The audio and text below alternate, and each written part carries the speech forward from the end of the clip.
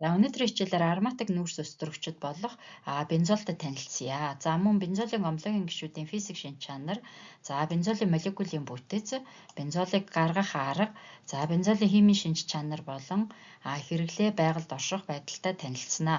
Мягмар багш байна. За бензол нь ерөнхийдөө C6H6 гэсэн томьёотой ароматик цагиргаас бол тогтсон нэгдэл байдаг. За бензолыг дүрслэн үзүүлэхдээ 6C-г 11H-та алгасан 200 холбоо хэлбэртэй ингэж дүрслэн үзүүлж болдог байна. За эсвэл нүүрсдөрөгч болон H-ыг нь бүр хураангуй байдлаар 6 талтай гишүүнээр ингэж дүрслэн үзүүлнэ. За мөн голдоо дугуй дүрстэй 6 талтай цагираг хэлбэртэй хэлбэрээр дүрсэлж үзүүлдэг. За бензолын молекулын бөмбөлгөн загварыг бол энэ дээр харуулсан. За молекулын иштэй бөмбөлгөн загварыг энд үзүүлсэн байна. За эндээс харахад бензолын молекул нь тэг шимтэй 6 талтай бүтэцтэй байна. За тэгвэл бензолын молекулаас нэг ширхэг устөрөгчийн атомыг салгахад үүссэн радикалыг жишээлбэл энд устөрөгчийн атомыг салгацсан байна те. Фенил радикал гэж бол нэрлэдэг байгаа. За үүн нэг C6H5 тэгээд нэг химийн холбоо үүсгэх боломжтой энэ зураастаа ингэж тэмдэглэнэ. Бензолын ароматик цагирагдах нэг болон хэд хэдэн устөрөгчийн атомыг нүүрс устөрөгчийн өөр нэг радикалаар халахад үүссэн нэгдлүүдийг бензолын гомлогийг нэгж ярьдаг. За бензолын ароматик цагираг гэдэг нь C6H6 гэсэн цагираг бүтэцтэй нүүрс устөрөгч байгаа тийм ээ. За тэгвэл энэ бензолын ароматик цагиргийг метил бүлгээр халсан байна тий. CH3. За үүнийг товчхондоо ингэж дүрслэн үзүүлж болох нь. За үүнийг нэрлэхдээ эхлээд хажуугийн хэлхийг нэрлэнэ. Метил энэ фенил бүлгийг нь бензол гэх мэтчлэнгээр нэрлэнэ. За энэ нэгдлийн техникийн нэршил нь толгуул гэж байгаа. Хураангуй томьёо C6H5 CH3 байна. За толгуулын талаар дэлгэрэнгүй мэдээллийг авахыг хүсвэл 98133311 дугаарт хандаж болно. Бензолын гомлогийн гишүүдийг нэрлэхдээ бензолын цагирагтай холбогдсон радикалыг эхлээд нэрлэдэг. Радикалынх нь нэрийн ард бензол гэсэн дагаврыг залгаж нэрлэдэг. За жишээлбэл энэ дээр энэ этилийн радикал байна тий. Тэгээд этил бензол гэж. За хураангуй томьёо C6H5 C2H5 гэж тэмдэглэж болох нэ. За эндээс харахад ароматик цагиргийн нэг устөрөгчийн атом нь пропил бүлгээр халагдсан байна тий. За тэгэхээр нэр нь пропил бензол болж байна. Хураангуй томьёо C6H5 C3H7 болж орж ирсэн байна. Бензолын цагирагдах нүүрс төрөгчийн атомуудыг 1 2 3 4 5 6 гэх мэтчлэн дугаарладаг. Ингэхдээ бензолын цагирагт 2 буюу түүнээс дээш радикалууд холбогдсон тохиолдолд ингэж дугаарлах шаардлага гардаг. За радикалуудыг дугаарлахдаа аль масс багтаа нүүрс төрөгчийн атомаас нь эхлээд 1 2 гэх мэтчлэнгээр дугаарлана. За энэхүү тохиолдолд бол хоёулаа метил радикал байгаа учраас эндээс нь 1 2 3 4 5 6 гэх мэтчлэн дугаарлсан байна. За одоо энэ үүнийг нэрлэхдээ 1 2 диметил тийм ээ 1 2 дугаар байршил дээр шүү дээ. Диметил бензол гэх нь хураангуй томьёо C6H4 CH3 2 болж орж ирж байна. За тэгвэл энэ дээр харахад бензолын цагиргийн нүүрс төрөгчийн атомыг 1 метил бүлэг нэг этил бүлэг халж өгсөн байна тий. За тэгвэл эдгээрийг нэрлэхдээ бага масстагаас нь эхэлж дугаарлана гэсэн учраас бензолын цагирагдах нүүрс төрөгчийн атомыг 1 2 3 4 5 6 гэж дугаарсан байна. За өөрөөр хэлбэл нэр нь 1 метил 3 дугаар байршил дээр этил байна тийм ээ. Этил бензол гэд нэрлэх нь. За хураангуй томьёо C6H4 CH3 C3H8 болж байна. За эндээс харахад бензолын цагирагдах нүүрс төрөгчийн устөрөгчийн атомууд нь 3 өөр бүлгээр халагдсан байна. За тэдгээрээс 2 нь бол метил радикал, нэг нь болохоор этил радикал байна. За ингээд бага масстагаас нь эхлээд эндээс дугаарсан байна тий. Нүүрс төрөгчийн атомуудыг 1 2 3 4 5 6 гэх мэтчлэнгээр. За ингээд 1 2 дугаар байрлал дээр 2 метил бүлэг байгаа учраас 1 2 диметил 4 дугаар байрлал дээр этил бүлэг байгаа учраас этил бензол гэж нэрлсэн байна. За хураангуй томьёог нь энд харуулсан байна. За бензолийн гомлоогийн гишүүдийг бас нэрлэхдээ орто, мета, пара гэсэн үгнүүдийг бол ашигладаг. Өөрөөр хэлбэл нүүрс төрөгчийн атомууд дээр халагч бүлэг нь зэрэгцээ нүүрс төрөгчийн атомууд дээр оршиж байгаа тохиолдолд орто гэж нэрлэдэг байна. За жишээлбэл энэ дээр бензолийн цагираг дээр 2 метил бүлэг халагч бүлэг бол байрлсан байна тий. За энийг болохоор хураангуй тэмээн C6H4 CH3 2 гэд ингээд бичиж болно. Ингээд бичсэн боловч энэ дээр яг ямар байрлалд байгаа нь энэхүү хураангуй тэмээнд харагдахгүй байна тий. За тийм учраас энэ дээр оксилол гэдэг ерөнхийдөө энэ бензолийн цагиргаас 2 метил бүлэгчийн халсан энэхүү нэгдлийг ксилол гэж нэрлэдэг байна тий. За тэгвэл энэ халагч бүлгүүд нь зэрэгэлдээ нүүрс төрөгчийн атомууд дээр байрлсан учраас орто буюу оксилол гэд нэрлэгнэ.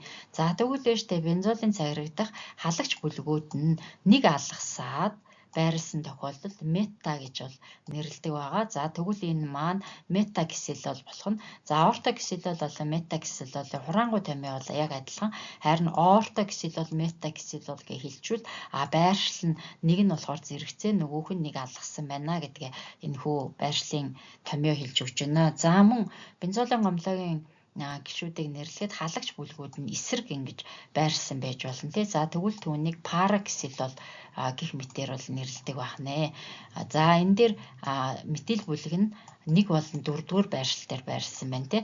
За үүнийг тэгэхээр 1,4 диметил бензол гэхээс гадна параксилол гэдэг ерөнхийд нь нэрлэж болох нь. За эдгээр 3 ксилолуудын томьёог бол харахад байршил нь бол мэддэхгүй байгаа тий. Харин пара, мета, орто гэсэн нэрийг нь бол харахад тэдгээр нь хаана халагч бүлгүүд буюу метил бүлгүүд нь байрлсныг тодорхой зааж өгч байна. За энэ дээр мөн орто, мета, пара ксилолуудыг бүр товчхон байдлаар хэрхэн зурж дүрслэх вэ гэдгийг харуулсан байна. Нүүрс төрөгчийн атом болон ус төрөгчийн атомуудыг бүгднийг даалд үзэгдэхгүй байдлаар зурж тэмдэглэсэн. За бүр хураангуй томьёо нь C8H10 гэсэн адилхан томьёотой болж байна. За бензолийн гомлоогуудын физик шинж чанарыг энэхүү үснэгтэр харуулсан байна. За ерөнхий томьёо нь бол CnH2n-ээс хасах 6 гэсэн ерөнхий томьёонд захирагдана. Гэхдээ n нь бол ямагт 6-аас их байх ёстой. Хамгийн ихний гишүүн нь бензол буюу C6H6 томьёотой байна. За хайлах температур нь 5.5 градус тайлдаг. Буслах температур нь 80.1 градус Цельсид буцалдаг шингэн төлөвтэй байж байна. За ингээд хамгийн анхны нүүрс ус төрөгч нь ароматик нүүрс ус төрөгчийн хамгийн анхны төлөөлөгч нь шингэн төлөвтэй байна тий. За дараагийнх нь C6H5 CH3 буюу толгуул. За халагч бүлэг нь бол 1-р нүүрс төрөгчийн атом дээр байрлсан. Хайлах температур нь хасах 95 градус, буслах температур нь 110.6 Цельс. За хамгийн ялгаагүй шингэн төлөвтэй байдаг байна. За нөгөө орто ксилол, мета ксилол, пара ксилолууд харагдаж байна тий. Халагч бүлгүүд нь өөр байршлууд дээр энэ дээр харагдаж байна. За тэгээд орто ксилол нь хасах 25.2 градус тайлдаг байхад буслах температур нь 144.4 градуст байна. Шингэн төлөвтэй эдгээр нь бүгдээрээ тий. За гих мэтчлэнгээр. За этил бензол буюу бензолийн цагиргаас 1 ус төрөгчийн атом нь C2H5 гэсэн этил бүлгээр бол халагдсан байна тий. За энэхүү нэгдэл нь хасах 95 градус Цельс тайлдаг. Буцлагтаа 136.2 градуст буцалдаг шингэн төлөвтэй бодисууд байна. За эндээс харахад толгуул нь 110.6 градуст буцалж байсан тий. За энэ бензолийн цагиргаас 1 ширхэг халагчтай буюу 1 метил халагчтай байсан тий. За гэтэл бол ксилолууд нь 2 халагч бүлэгтэй байна тий. За тэгэхээр 2 халагч бүлэгтэйнүүд нь 1 халагч бүлэгтэйгээ бодоход илүү өндөр температурт буцалдаг байна гэдэг нь ерөнхийдөө харагдаж байна. За тэрнээс гадна хайлах температурын хувьд авч үзэхэд орто, мета, пара ксилолуудыг авч үзье тий. За ингээд бол тэгш хэмтэй байгуулалттай буюу пара ксилол нь илүү өндөр хайлах температуртай болох нь эндээс харагдаж байна. Бензолын цагиргийн молекулын бүтцийг авч үзье. За бензолын цагиргадах нүүрсрэгчийн атомын энэ хэвийн төлөвийн электрон байгууламжийг үзүүлсэн байна. Энд бол өдөөгдсөн төлөвийн электрон байгууламжийг үзүүлсэн байна тий. За ингээд бензолын цагиргадах нүүрсрэгчийн атом нь S дээрээ 2S дээрээ 1 электронтой, 2P дээрээ 3 электронтой байдаг. За тэгвэл штэ бензолын цагиргадах нүүрсрэгчийн атом нь sp2 ирлээцжилтэнд ордог. Өөрөөр хэлбэл 1S болон 2P орбитал нь ирлээцжилтэнд ордог. За энэ ирлээцжилтийн талаар нэмэлт хичээл бол тусдаа байгаа шүү. За 1S дээр S болон 2P орбиталууд ирлээцжилтэнд орж байна тий. За S орбитал маань бөмбөрцөг хэлбэртэй, P орбитал нь гантел хэлбэртэй. За ингээд нийтдээ 3 орбитал ирлээцжилтэнд орж байгаа учраас нэг тишээгээ сүлхийсэн бөмбөрцөг буюу ирлээц 3 орбитал бол үүссэн байна. За эдгээр нь орон зай 120 градусын өнцгөр байршсан байдаг бахнэ. За ингээд бензолын бүтцийг авч үзэхэд 6 шиг нүүрсрэгчийн атомууд хоорондоо холбогдоод энд sp 2 ирлээцжилтээр үүссэн 3 шиг орбиталууд ингэж хоорондоо холбогдсон болох нь харагдаж байна. За тэгвэл захын үзүүр дээр нь устөрөгчийн атом тус бүр сууж өгсөн байгаа тийм ээ. Энэ дээр устөрөгчийн атом. За тэгвэл штэ энэ нүүрсрэгчийн атомтайгаа sp2 ирлээцжилтээр холбогдсон байгаа. За тэгвэл штэ энэ ирлээцжилтэнд ороогүй p орбитал нэг ширхэг үлдсэн. За p орбитал нь мөн ийм гантел хэлбэртэй байдаг гэж хэлсэн тийм үү. За тэгвэл энэ p орбиталын гантелийг улаан болон цэнхэр бөмбөлгөөр хоёр талд нь нүүрсрэгчийн атомын хоёр талд төрслөө үзүүлсэн байна. Өөрөөр хэлбэл бензолын цагиргийн хавтгаатай перпендикуляр байрласан гантел орбиталууд нүүрсрэгчийн атом болгон дээр байдаг бахан тий. За тэгвэл эдгээр гантел орбиталууд нь сэргэлдэх хоёр нүүрсрэгчийн атомын гантел орбиталууд хоорондоо давхцаад бензолын цагиргаан дээд талд нэг электрон үүлний нэвтрэлийг доод талд нь бас нэг электрон үүлний нэвтрэлийг бол үүсгэж ингэж химийн холбоог үүсгэсэн байдаг. За ингээд энэхүү бензолын цагиргадах химийн холбоог ерөнхийд нь p орбиталуудын давхцлаар үүссэн химийн холбоог энэ дээр тусад нь харуулсан байна. За p орбитал маань нүүрсрэгчийн атомын хавтгай хоёр талд ингэж явж байгаа болох нь харагдаж байна тий. За тэгвэл энэ дээдлийн p орбиталын электрон үүлнүүд хоорондоо хэрхэн давхцсан бэ гэдгийг харуулж байна. За ингээ электрон үүлнүүд бол давхцаад энэхүү үүсгэсэн холбоог ароматик холбоо гэж бол нэрлэдэг байгаа. За ароматик холбоо нь ердийн хоёрсоо холбоог бодоход бүр системчлэгдсэн учраас тэгээ хоорондоо илүү нягт байршиж өгсөн учраас химийн идэвхийн хувьд бол хоёрсоо холбоог бодоход илүү бат бих шинж чанартай тийм амархан задардаггүй байх нэ. За тэгвэл энэ дээр бензолын цагиргийн цагирг болон ароматик холбоог бас дээрээс нь хэрхэн харагдаж байна гэдгийг харуулсан байна. Өөрөөр хэлбэл бензолын цагиргадах химийн холбоог энд үзүүлсэн байна.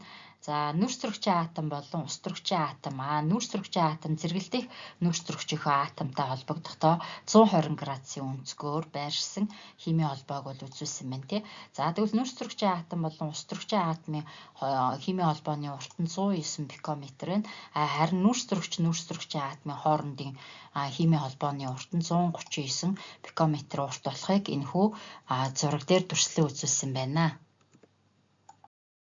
Химийн чиглэлээр зөвлөгөө мэдээлэл нэмэлт шаардлагатай бол 98133311 дугаард хандаарай.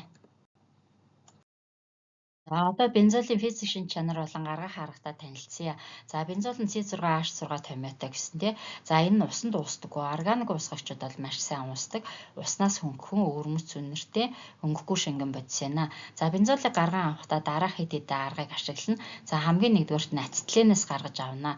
За ацетилен нь C2H2 томьёотойд хоорондоо гурван холбоо агуулсан ийм нэгдэл байгаа тий. За ацетиленийн 3 молекул нь нийлээд нэг бензолын цагирыг үүсгэх нь. За гэхдээ идэвхжүүлсэн нүүрсэн дундуур 650 Цельсид урвалыг явуулдаг байна. За дараагийнх нь нефтийн хийнээс гаргаа авсан циклогексаныг D гэдрэгэнжих урвалаар мөн бензолыг гаргаж аавна. За энэ циклогексан харагдаж байна. C6H12 томьёотой тийм ээ. За ингээд энэ урвалын орчны температур бол 300 орчим температуртай байна. Цагаан алт никель хөнгөн цагааны оксидын катализаторыг ашиглаад бензол болон ус төрөгчийг гаргаж авдаг байна. За дараагийн урвал нь болохоор нормал гексаныг D гэдрэгэнжүүлэх урвалаар бензолыг гаргаж авч болно. За энэ дээр C6H14 гэдэг шугам бүтэцтэй гексан байна тий. За ургуулын орчны температур 300 Цельс, цагаан алтан катализатор эсвэл хромын оксидын катализатор аах нь. За энэ ургуулын үед бензол үүсгэхээс гадна устөрөгч ялгарна. За энэ ургуулын үед дегидрогенжих, цагирагжих, тэгээд дээрэс нь ароматикжих гэсэн ароматик нүүрс устөрөгч үүсэх гэсэн ургуулууд давхцсан явагдаж байна. За бензолыг гаргаж авахдаа бензоины хүчлийг натрий OH-та буюу шүлттэй халааж гаргаж авч болно тий. За лабораторийн нөхцөлд энэ арга гол төлөв ашигладаг байгаа. Ингээ бензол натрийн карбонат усны дагалдах бүтээгдэхүүнээр үүссэн байна. За мөн бензоины хүчлийн натрийн давс буюу бензоат натрийн шүлттэй халаасан байна тий. За ингэсэн тохиолдолд бол бензол үүсгэхээс гадна натрийн карбонат дагалдах бүтээгдэхүүнээр үүссэн байна. Бензолын химийн шинж чанарын талаар авч үзье. Юуны өмнө нүүрс устөрөгчд юм чинь нэгдүгээрт нь шатах урвалд орно тий. C6, H6. За шаталтын үед CO2 болон усыг үүсгэж урвал явагдах нь. За хоёрдугаарт нь бензолын цагираг маань хэдийгээр ароматик цагираг батбэх боловч тодорхой катализаторын орчинд гидрогенжих урвалд орно, устөрөгчтэй нэгдэнэ. За энэ тохиолдолд бол циклогексаныг үүсгэж байна. За урвалыг хураангуй хэлбэрээр C6H6 нэмэх нь 3H2, C6H12 гэж бол бичиж болно. За дараагийн нэг чухал шинж чанар нь бензол нь бромын ус болон калиум перманганатын уусамлын өнгийг арилгадаггүй. За ихэнх хоёрсон холбоотой нэгдлүүд нь бромын ус, калиум перманганатын уусмалтай урвалд ороод тэдгээрийн өнгийг арилгадаг. Энэ нь болохоор хоёрсон холбооны чанарын урвал гэдэг тий. Гэтэл эдгээр нь болохоор тэр ароматик цагирагт үйлчилж чаддгүй учраас бромын ус, калиум перманганатын уусамлын өнгө өөрчлөгддөггүй байна. Хэдийгээр ароматик цагираг нь батбих шинж чанартай боловч бензол нь C6H6 нь гэрлийн нөлөөгөөр катализаторын орчинд галогеныг бүрэн нэгдүүлэх урвалд ордог. За жишээлбэл энэ бензол байна тий C6H6. За холоортой гэрлийн нөлөөгөөр гэхээр H-NO гэсэн тодорхой энергийг шингээсний үед энэ урвал явагдах нь зүгээр энгийн байгаа үед бол явагдахгүй нэ тий. За ингээд цикло гексан холоороо циклогексан үүссэн болох нь харагдаж байна. За урвалыг мөн хураангуй байдлаар C6H6 нэмэх нь 3 холоор 2, C6H6 холоор 6 гэх мэтчлэнгээр бичиж болох нэ. За энд ароматик цагираг маань задраад энгийн хансан нүүрс устөрөгчийн цагиргийг үүсгэсэн болох нь харагдаж байна. За бензолын 5 дахь химийн шинж чанар нь төмөр бром 3 гэсэн катализаторын нөлөөгөөр бромтой халалцах урвалд ордог байгаа. За энэ бензолын цагирыг харуулсан байна тий.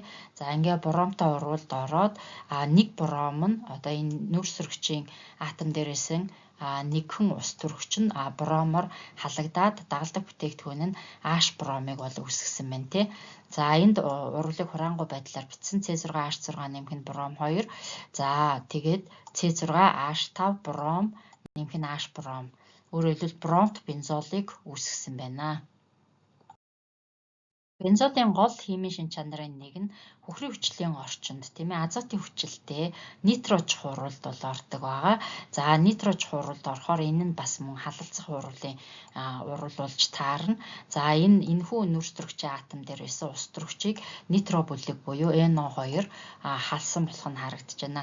За азотын хүчлийг HONO2 хэлбэрээр бичиж тэмдэглэсэн.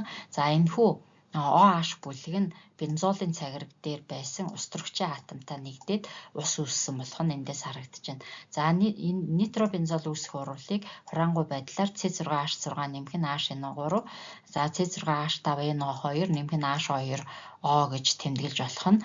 За нитробензол дох туйлшрлыг энд үзүүлсэн байна. За азот маань нэмэх туйлтай, хүчил төрөгч маань хасах туйлтай болох нь эндээс харагдаж байна.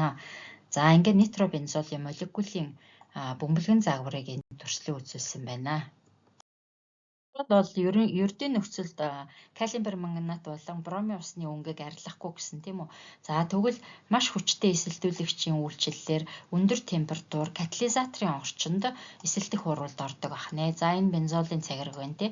За тэгээд эсэлдэх урвал гэдэг маань хүчил төрөгчтэй нэгднэ гэсэн үг. 350-аас 450 Цельсид ванадын оксидын катализатор болон молибдены оксидын катализаторын оролцоотойгоор эсэлдэх урвалд ордог. За энэ үед малууны ангидридыг үүсгэнэ. За малууны ангидрид нь ЦЦ-гийн оронд 2-сон холбоотой, эндээс мөн 2-сон холбоотой тус бүртээ ото, тэг шинтэй бүтэцтэй 4C-тэй ангидрид болох нь харагдж байна. За энэ үед дагалдах бүтээгдэхүүнээр ус нүрс хүчлийн хий үүссэн байна. За энэхүү урвал нэлийн их нөхцөл шаардсан өндөр температур катализатор байж явагддаг онцлог урвал байна. Бензолын байгаль дээр нүүрс болон нефтэнд нэлээд хэмжээгээр агуулгаддаг байгаа. За гол нь бензолыг үйлдвэрлэлд ашиглахдаа олон төрлийн нүрс өстрөгчдийг үйлдвэрлэх түүхийн эд болгож ашигладаг. За жишээлбэл бензолоос шүү дээ тий. Анилин, холорт бензол, этил бензол, ацетон, фенол болон маш олон төрлийн нүрс өстрөгчдийг үйлдвэрлэж болдог байна.